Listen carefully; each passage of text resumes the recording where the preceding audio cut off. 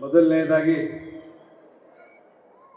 Vijay sir ಅವರ ಹುಟ್ಟುಹಬ್ಬದ ಹಾರ್ದಿಕ ಶುಭಾಶಯವನ್ನು ತಿಳಿಸ್ತಾ ಇಲ್ಲಿ ಬಂದಿರತಕ್ಕಂಥ ಎಲ್ಲ ವಿಜಯ್ ಅಭಿಮಾನಿಗಳಿಗೆ ನಮಸ್ಕರಿಸ್ತಾ ಹಾಗೂ ಏನು ನನ್ನ ಮಾಧ್ಯಮ ಮಿತ್ರರು, ಪತ್ರಿಕಾ ಮಿತ್ರರು, ಡಿಜಿಟಲ್ ಮಾಧ್ಯಮದವರು ಎಲ್ಲರಿಗೂ ಮತ್ತೊಮ್ಮೆ ನಮಸ್ಕಾರನ ತಿಳಿಸ್ತಾ, ಇವತ್ತು ವಿಜಯ್ ಸರ್ ಅವರು ಹೇಳಿದ್ರು ನಮ್ಮ ನಿರ್ಮಾಪಕರಿಗೆ ಸಡನ್ನಾಗಿ ಸಿಟ್ಟು ಬರ್ತದೆ, ಸಡನ್ನಾಗಿ ಮುನ್ಸ್ಕೊಂಡ್ಬಿಡ್ತಾರೆ ಅಂತ. ಕಾರಣ ಏನಕ್ಕಂದ್ರೆ ಅವರ ಶ್ರಮ 2 ವರ್ಷ ಏನು ಇವತ್ತು ನಮ್ಮ ನಿರ್ದೇಶಕರು ಜಡೇಶ್ ಮುಂದೆ ಬನ್ನಿ ಸರ್ ಇಲ್ಲಿ.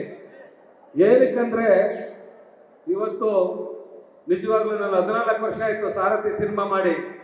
ಯಾಕೆ ಸಿನಿಮಾ ಮಾಡಲಿಲ್ಲ ಅಂದ್ರೆ ನೋಡಿ, ದೇವರ ರೂಪದಲ್ಲಿ ಮನುಷ್ಯ ಬಂದ 14 ವರ್ಷ ವನವಾಸ ಆದ್ಮೇಲೆ ಬಂದ್ರು. ಇವತ್ತು ಈ ಒಂದು ಕತೆ ಇಲ್ಲ ಬಟ್ ಯಾಕೆ ಹೇಳ್ತೀನಿ ಅಂದ್ರೆ ಸರ್, ನಮ್ಮ ವಿಜಯ್ ಸರ್ ಅವರ ನಿಜವಾಗ್ಲೂ ಜಡೇಶ್ ಅವರು, ಕ್ಯಾಮ್ರಾಮನ್ ಸ್ವಾಮಿ ಅವರು ರಾತ್ರಿ 2 ಗಂಟೆವರೆಗೂ ಶೂಟ್ ಇತ್ತು.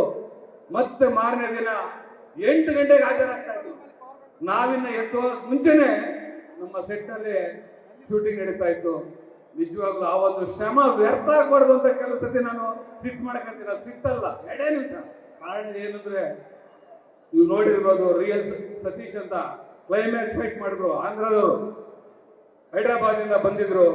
ಅವ್ರು ಹೇಳ್ತಾ ಇದ್ರು, ಏನ್ ಸರ್ ನಿಮ್ ಹೀರೋ ಸಾರು, ನಾನು ನಿಜವಾಗ್ಲೂ ಇವತ್ತು ಸುಮಾರು ಒಂದು 25-30 ಸಿನಿಮಾಕ್ಕೆ ಸ್ಟಂಟ್ ಮಾಡ್ರ ಕೆಲಸ ಮಾಡಿದ್ದೀನಿ, ಯಾವ ವೀರನ್ನು ನಾನು ನೋಡಿಲ್ಲ ಸರ್ ಅಂತ ಹೈದರಾಬಾದ್ ಅಲ್ಲಿ ಹೆಮ್ಮೆಯಿಂದ ಸುಮಾರು ಸತಿ ಪ್ರೆಸ್ ಮೀಟ್ ಮಾಡಿದ್ರು. ಅದಕ್ಕೆ ಸರ್ ಆ ಒಂದು ನಿಮ್ಮ ಶ್ರಮ ವ್ಯರ್ಥ ಆಗ್ಬಾರ್ದು ಅಂತ ಹೇಳಿ ಕೆಲವು ಸತಿ ಮುನ್ಸ್ಕೊಂತ ಇದ್ರು. ಬಿಟ್ರೆ ಏನಕ್ಕಂದ್ರೆ ಕಷ್ಟಪಟ್ಟು ಇಷ್ಟಪಟ್ಟು ಬೆವರು ಸುರಿಸಿ ಮಾಡಿರೋಂಥ ಒಂದು ಸಿನಿಮಾ ಇದು ಎಲ್ಲೂ ಸಹ ಲೋಪ ಆಗ್ಬಾರ್ದು. ಈ ಸಿನಿಮಾ ಎತ್ತರಕ್ಕೆ ಹೋಗ್ಬೇಕು ಅಂತ ಹೇಳಿ ನಾನು ಕೆಲವು ಸತಿ ಮುನ್ಸ್ಕೊಂತ ಇದೆ. ನನ್ನ ಮಿತ್ರ ನಿಜವಾಗ್ಲೂ ಸರ್ ಹೇಳ್ತೀನಿ, ಸರಸ್ವತಿಯ ಪುತ್ರ ಅಂತ ನಾನು ಹೇಳ್ತೀನಿ ಯಾವಾಗ್ಲೂ.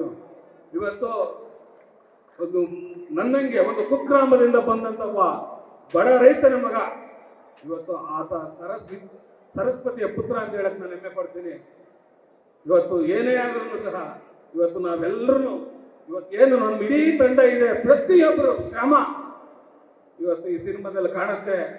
ಈ ಒಂದು ಸಿನಿಮಾ ನೀವು ನೋಡ್ತೀರಾ, ನೋಡಿದ್ಮೇಲೆ ಹೇಳ್ತೀರಾ ಏನಪ್ಪ 14 ವರ್ಷ ಆದ್ಮೇಲೆ ಯಾಕೆ ಈ ತರ ಸಿನಿಮಾ ಕೈ ಎತ್ಕೊಂಡ್ರು ಅಂತ. ನಿಜವಾಗ್ಲೂ ನೀವೆಲ್ಲರೂ ಇಷ್ಟಪಡ್ತೀರಾ, ಪ್ರೀತಿಸ್ತೀರಾ.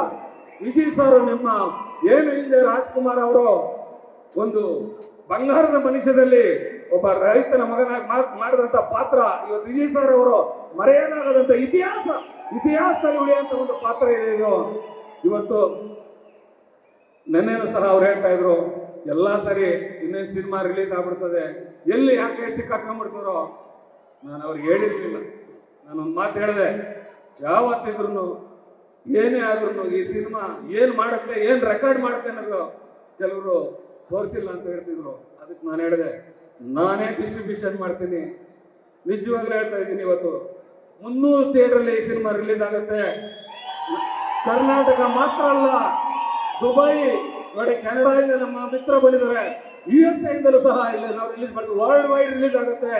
ಕಾರಣ ಈ ಒಂದು ಮಣ್ಣಿನ ಕತೆ ಅಂತ ಒಂದು ಕಥೆಯನ್ನ ಗಟ್ಟಿಮುಟ್ಟಾಗಿ ಮಾಡಿಕೊಟ್ಟಂತ ನಮ್ಮ ಜಡೇಶ್, ನನ್ನ ಆತ್ಮೀಯ ಮಿತ್ರ ಮಾಸ್ತಿಯವರೆಲ್ಲ ಹೊರಟ್ಬಿಟ್ಟು ಇಡೀ ತಂಡ ಸರ್ ಇವತ್ತು ಪ್ರತಿಯೊಬ್ಬರ ಶ್ರಮ, ಮಿತ್ರ ಇರ್ಬೋದು, ಎಲ್ಲರೂ ಇರ್ಬೋದು, ಏನು ಯುವ ನಟ ನಮ್ಮ ಶಿಶಿರ್ ಇರ್ಬೋದು, ರಾಕೇಶ್ ಅಡಿಗ ಇರ್ಬೋದು, ಈ ಪ್ರತಿಯೊಬ್ಬರ ಹೆಸರು ಹೇಳ್ತಾರೆ, ನಮ್ಮ ಭಾವನೆ ಇರ್ಬೋದು, ನಮ್ಮ ಈಗ ತಾವೆಲ್ಲರೂ ಗೊತ್ತು ನಿಂಗವ್ವ ಸಾಂಗ್ ಕೇಳ್ತಾ ಇದ್ದೀರಾ, ರಚಿತಾ ಇರ್ಬೋದು.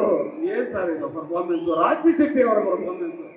ಇವತ್ತು ನಾನು ಆ ಒಂದು ಪ್ರತಿಯೊಬ್ಬರು ದುಡಿದಂತ ಶ್ರಮ ವ್ಯರ್ಥ ಆಗ್ಬಾರ್ದು ಅಂತ ಹೇಳಿ ನಾನು ಕೆಲವು ಸತಿ ಸಿಟ್ ಮಾಡ್ಕೊಂಡಿದ್ದೀನಿ, ಕಣ್ಣಲ್ಲಿ ನೀರು ಹಾಕಿದ್ದು ನಿಜವಾಗ್ಲು.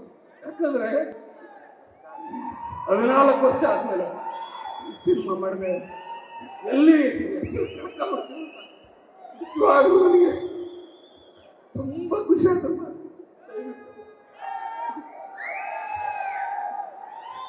ಅಷ್ಟೇ, ಬೇರೆ ಏನಿಲ್ಲ. ನಾನು ಮುಂದ್ಕಂತಿದ್ದೀನಿ ಸರ್, ಮತ್ತೆ ನನ್ನ ಹೆಸರು ಕೆಡಬಾರ್ದು, ಅಮ್ಮ ವ್ಯರ್ಥ ಆಗ್ಬಾರ್ದು. ಒಂದೇ ಒಂದು ದೃಷ್ಟಿಯಿಂದ ಖುಷಿ ಆಯ್ತು. ಆ ಒಂದು ಟ್ರೈಲರ್ ನೋಡಿ ತ್ರಿಡೇಶ್ ಅವರು, ಸ್ವಾಮಿ ಅವರು, ನಮ್ಮ ಮಾಸ್ತಿ ಅವರು ಪ್ರತಿಯೊಬ್ಬರು ತುಂಬಾ ಚೆನ್ನಾಗಿ ಮಾಡಿದ್ದಾರೆ.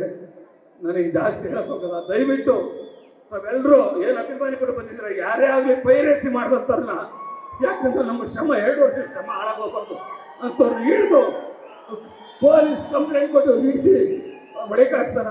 ದಯವಿಟ್ಟು ಏನು ಜನವರಿ 23/1/2026 ಅಂತ ತೆರೆಗೆ ಬರ್ತದೆ, ಎಲ್ಲರೂ ಚಿತ್ರಮಂದಿರಿಗೆ ಹೋಗಿ ನೋಡಿ. ನೀವು ನೋಡಿದ ಮನೆ ಹೇಳ್ತೀರಾ, ನಿಮ್ಮ ಪಕ್ಕದ ಮನೆಗೆ ಹೇಳ್ತೀರಾ, ಅದೇ ರೀತಿ ಎಲ್ಲ ಸ್ನೇಹಿತರುಗಳಿಗೆ ಹೇಳ್ತೀರಾ ಅಂತ ಒಂದು ಕಥೆ ಇದು. ದಯವಿಟ್ಟು ಯಾರು ಪೈರಸಿ ಮಾಡಬೇಡಿ.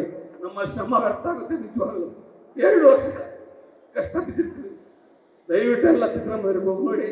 ಇವತ್ತೇನು ನಮ್ಮ ಹಿಂದೆ ದುನಿಯಾ ವಿಜಯ್ ಸಾರ್, ಸಲಗ ಭೀಮಾ, ಇವೆಲ್ಲಕ್ಕಿಂತ ಮೀಸಂತ ಈ ಲ್ಯಾಂಡ್ ಲಾರ್ಡ್ ಅವರ ಇತಿಹಾಸ ಕೂಡ ಸೇರ್ತದೆ ಅಂತ ಹೇಳಕ್ ಇಷ್ಟಪಡ್ತಾ ಮತ್ತೊಮ್ಮೆ ಅವರಿಗೆ ಹುಟ್ಟುಹಬ್ಬದ ಆರ್ಥಿಕ ಶುಭಾಶಯಗಳನ್ನು ತಿಳಿಸ್ತಾ ತಮ್ಮೆಲ್ಲರೂ ಒಂದಿಸಿ ನನ್ನ ಮಾತನ್ನು ಮುಗಿಸ್ತೀನಿ. ಜೈ ಹಿಂದ್, ಜೈ ಕರ್ನಾಟಕ.